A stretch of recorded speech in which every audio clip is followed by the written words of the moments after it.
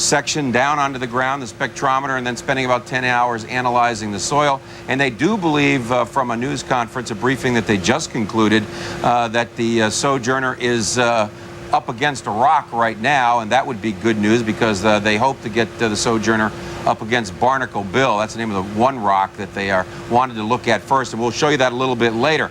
But a couple of funny things happened here today. You know how the astronauts always get a wake-up call every morning? Well, now, even 120 million miles away, Sojourner got its first wake-up call. We got something special. Very much like the morning wake-up for astronauts on the shuttle. We're going to play a little music for the wake-up for the Sojourner rover on the Carl Sagan Memorial Station. And with that, play a little music there. Tell me why I love you like I do. Tell me who can stop my heart as much as you. Tell me all your secrets and I'll tell you most of mine. They say nobody's perfect, but that's really true this time. I don't have the answers, I don't have a plan. All I have is you, so darling, help me understand. You can see just how much fun the team is having, an indication certainly that this mission has gone so far better than anyone could have expected. And one of the people I know who shares that opinion is Peter Smith. And Peter, you've had the pleasure of revealing to the world some of and I guess the most spectacular images ever taken of the planet Mars. I mean, this has got to be some proud times for you and your team. I am thoroughly pleased. This is the most wonderful experience of my life. We are just now deployed. I found out just recently, about an hour ago, there's a 90% chance we deployed just exactly the way we expected to. Our camera is now about our height above the surface, and is in fact currently taking images from this new position that we'll be releasing as soon as we can. I think we have to tell our viewers out there that initially the camera has up until now been in a stowed position, crouched down, and it's raised up. Is that correct? What you might think of as a seated position on the planet, now it's at a standing level, which is the level we're most used to looking at our surroundings, and will be a very human-like experience to look at Mars from this height. It'll give us a whole new perspective, and those will be the images that you will use to do the, quote, monster pan that you want? Yes, the monster pan, because of the amount of data that it returns. We collect a tremendous amount of data, both stereo and color, and the stereoscopic data allows us to project the scene into almost a virtual reality, and in a day or two we'll be able to fly you right through that terrain in between the rocks, and you will have a sense like you've never had in your life of another planet. Let's take a look at some of the images that you've already gotten back that are spectacular. I think we have an image of Barnacle Bill there, and that's the first rock that you want to go study. Why is Barnacle Bill so fascinating? Just because it's close? No, well, of course it is close, and that's one reason why we're sending the rover. It's not as much as a challenge as a distant rock, but also it's one of the more interesting colored rocks in the field. It looks to be what we call unweathered. In other words, it hasn't rusted. The iron oxides inside are still pristine and may tell us a lot about the ancient terrain on Mars. There's some other fabulous photos that you folks have gotten and enhanced, the so-called Twin Peaks there. Yes, that's correct. These Twin Peaks are interesting to us because, as you know, we're in a flow region where a flood had come through, and we can see terrain-like objects, and if you look right where the arrow is in that picture, there are terraces there that may very well indicate the number of floods that came through this region. So initially, I know the thought was that it was one cataclysmic event, but now, from what the indications are, it may have been more than one major event. Yes. These are almost like shorelines in the distance, and this indicate is another many image, floods. Isn't it, of the same? That's correct. And now the arrow is pointed to the peak on the left, which is more conical in shape, very different type of shape, and it was probably the upstream feature of this impediment in the floodplain. And the arrow is pointing right at something that looks almost like a ski slope.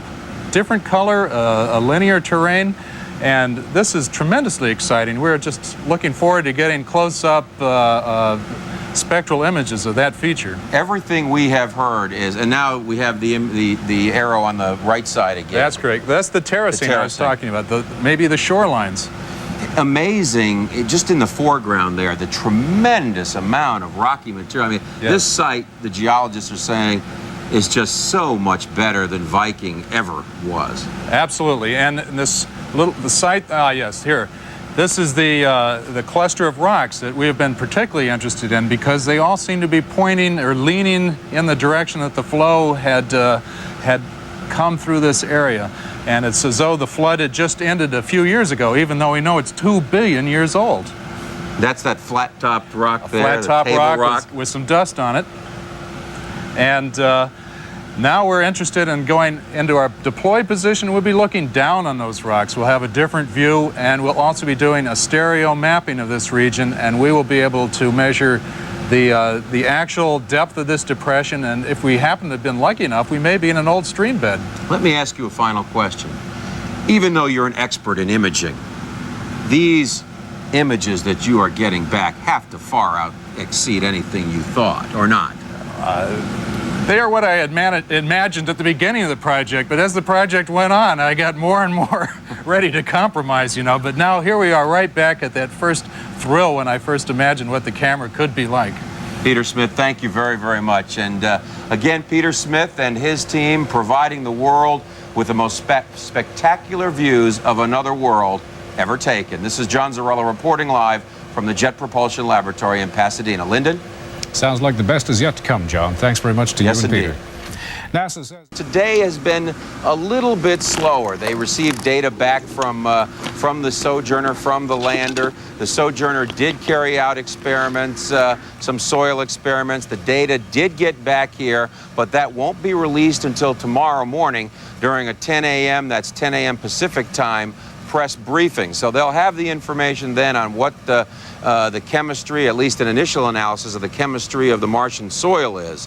Now, part of what they hoped to do last night was to get the rover down. It was a dramatic event as the rover came down off of the lander and took its first drive across the Mars. You can see it there.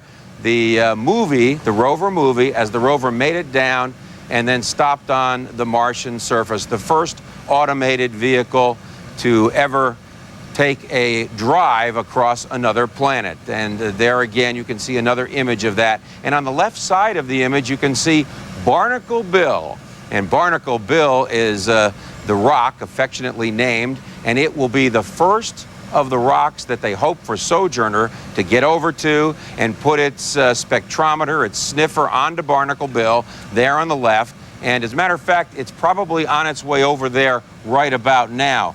And what we're going to do is talk with a couple of the folks here at the Jet Propulsion Laboratory who are involved principally in this entire rover operation. Matt Williams and Matt Wallace, excuse me. Matt, tell us what's going on right now with Sojourner. What is it doing? Sure. Just about 2 hours ago, we uplinked what we call our Sol 3, our third Martian day sequence. And really all we told the rover to do at that point was to just wait for about 3 hours until the sun climbs high enough in the Martian sky that we can perform most of our operations on solar power. And right now, we're still pretty much in that wait. In another 15 to 20 minutes or so, we're going to start our day's activities. So in the next 15 or 20 minutes, Right. you will begin to make the move towards the rock affectionately known That's right. as Barnacle Bill. Howard Eisen is here with us also, and he has the rover, or a mock-up of the rover. And Howard, can you run through with us what exactly the rover will be doing with those commands? Sure, John. The rover was pointing at the lander because it had come down the lander ramp yesterday. Now it comes down off the ramp and it will begin a turn, and it will turn in place until it is facing the rock. And we can just assume this little rock here is Barnacle Bill, which hopefully is much larger than that. It's our CNN rock field we built especially for you. The rover will back up about this far.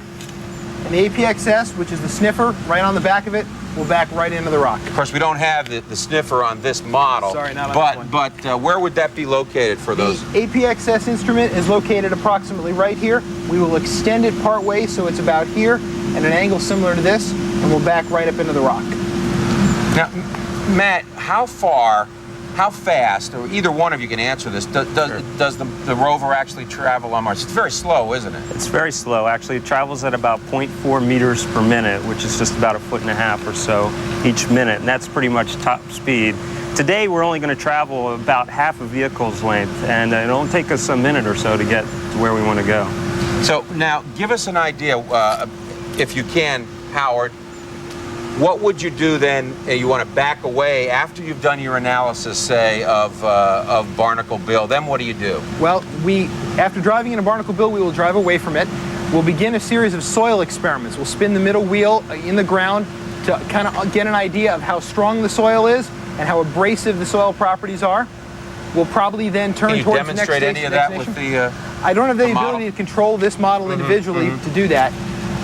We will then probably drive forward, turn, and move towards the next destination, which is probably going to be in front of the big rock called Yogi Bear. Yogi Bear. I think the viewers out there would like to get an idea, though, of how the rover moves. Just general idea. We can't ever see that enough. Right. The rover tends to move a small amount, and then it stops, uses its navigation system to make sure it's safe, and then goes ahead again and moves a small amount. And then it stops again and gets its bearings, so to speak? That's right. It repeats that sequence, constantly making sure that it's safe to keep driving. Something of a leisurely Sunday afternoon drive. I heard somebody saying that. Now, was it you that said you have your rover license? Who was that said? Well, Brian Cooper is our rover driver, He has one his- of them, he has his actually. rover license? Well, we say he's got his learner's permit. He's just getting started. Let me ask you now, as you get bolder, all of you on the rover team, and more comfortable with the rover going over rocks like this, and Right. will you begin to send it out further and further away? Absolutely. Really, for the first couple days, we're going to try to stay close to the lander, get a feel for the terrain and how to operate on Mars, and take advantage of the lander's camera, which is very good. However, as we extend our mission out beyond the first week or so, which is our primary mission length, we'll certainly start to take a little bit more risk and move a little farther away and head towards some of those very interesting areas that the geologists and scientists are so excited about. Now, I heard in the last briefing that they were saying that very likely that Sojourner may outlive the lander itself. Well, we've got a little competition going here between the rover engineers and the spacecraft engineers, I think. We'll have to wait and see. The lander's really rated for a longer mission span, but we're giving the rover an outside chance. Howard, you had a lot to do with the development of this of the rover. Not this model here, Well, but this model too. This one too. Right. You pretty confident of the life expectancy of the rover? Oh, absolutely. The rover is in excellent health at the moment, and we have no reason to believe it won't last for several weeks. Thermal performance looks good, so we don't expect the rover to freeze. So really, it probably will be the lander battery that'll get us eventually. We understand that. Give us an idea, when you put the spectrometer up against a rock, does it have to be flush up against the rock? The spectrometer is actually mounted on a pretty neat little device that has some compliancy in it, so that as you deploy it out against a rock or against soil, it'll move a little bit and tend to put itself flush against the rock, but it doesn't have to be perfectly flush. One more time, Howard, for everybody, give us a quick demo of the rover, moving across the rocks. This our pseudo-Martian landscape here, and this is the wheels, of course, are metal wheels on the one on Mars, because these would deteriorate, right? That's right. These are rubber wheels just because we use this model a lot to drive over kids, and we'd really hurt them with the steel cleats. But it moves very slowly. Certainly no faster than that, right? This is a little bit faster than the real one. Than the real one.